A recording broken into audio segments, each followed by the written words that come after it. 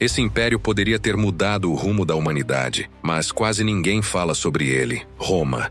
O nome por si só já carrega peso. Quando pensamos nesse império, imaginamos legiões marchando em perfeita disciplina, estradas que ainda sobrevivem 2000 anos depois e cidades que pareciam desafiar o tempo. Mas existe um detalhe pouco comentado. Roma não apenas dominou o Mediterrâneo, ela quase foi além. Houve um momento em que os romanos ficaram a um passo de realizar o impossível, conquistar territórios tão vastos e improváveis que, se tivessem conseguido, talvez o mapa do mundo hoje fosse irreconhecível. Mas o que exatamente Roma tentou fazer e por que falhou? Roma não nasceu grande. Começou como uma pequena cidade cercada por inimigos muito mais fortes. Mas em pouco mais de 500 anos, transformou-se em uma máquina de expansão quase imparável.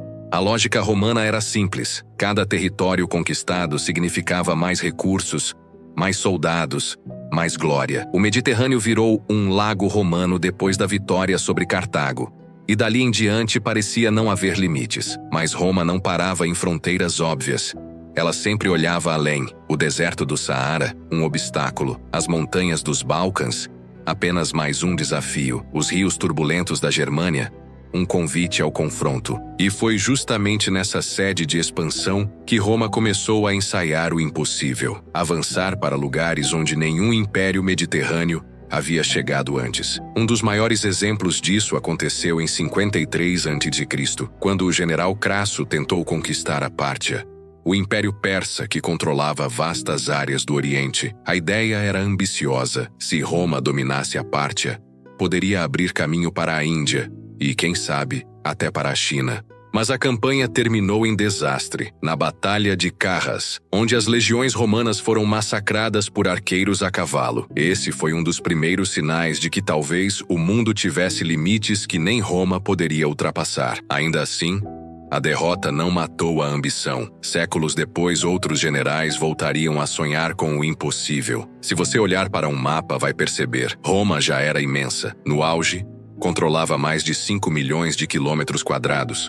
Mas, para eles, isso não bastava. Os romanos chegaram à Bretanha, no extremo norte da Europa. Mas o que pouca gente comenta é que eles também tentaram atravessar a Escócia, um território hostil, cheio de tribos ferozes e um clima que parecia o oposto do Mediterrâneo. As campanhas foram brutais, mas o resultado foi frustrante. Roma nunca conseguiu dominar totalmente a região. O que restou foi a construção da Muralha de Adriano, um muro colossal que, de certa forma, admitia: daqui não passamos. Mas talvez o episódio mais intrigante de todos tenha acontecido em 43 d.C., quando Roma cogitou uma invasão naval ao Índico. Sim, há registros de contatos romanos com a Índia, através do comércio de especiarias. Moedas romanas foram encontradas em portos indianos, provando que o império já tinha noção do que havia além.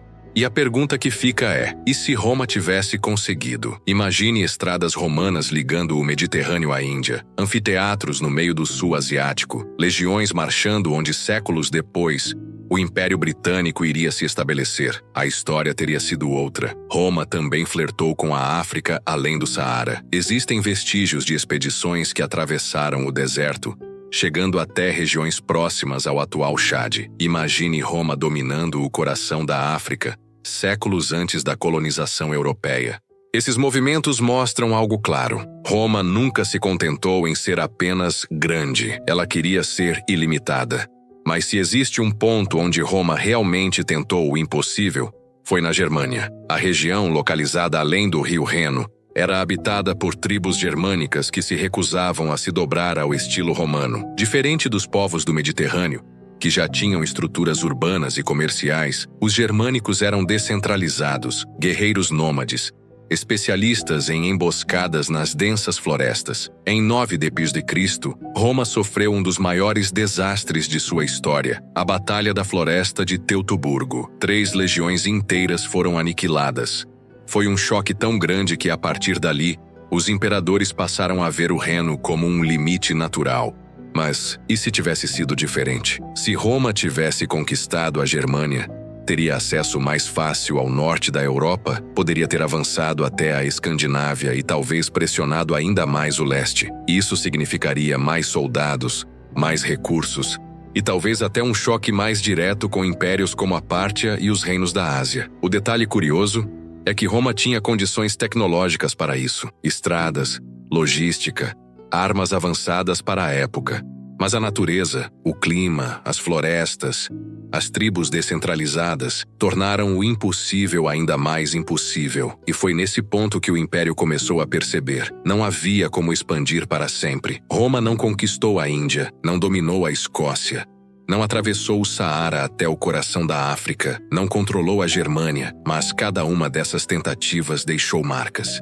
As estradas que construíram, as cidades que fundaram, os muros que ergueram, tudo isso mostra um império que sempre tentou ir além. E mesmo nas derrotas, Roma deixou legados. A muralha de Adriano, o registro de moedas na Índia, as histórias de generais que sonharam alto demais. Se Roma tivesse conseguido conquistar o impossível, talvez o mundo de hoje fosse completamente diferente. Poderíamos estar falando um latim universal, ver ruínas romanas na Ásia, ou até imaginar um planeta unificado séculos antes da globalização. Mas a verdade é que o impossível para Roma nunca foi uma barreira, foi um horizonte. E esse talvez seja o maior legado do Império, a ideia de que o mundo pode sempre ser maior do que parece. Roma quase conquistou o impossível, e de certa forma, esse quase é tão impressionante quanto uma vitória.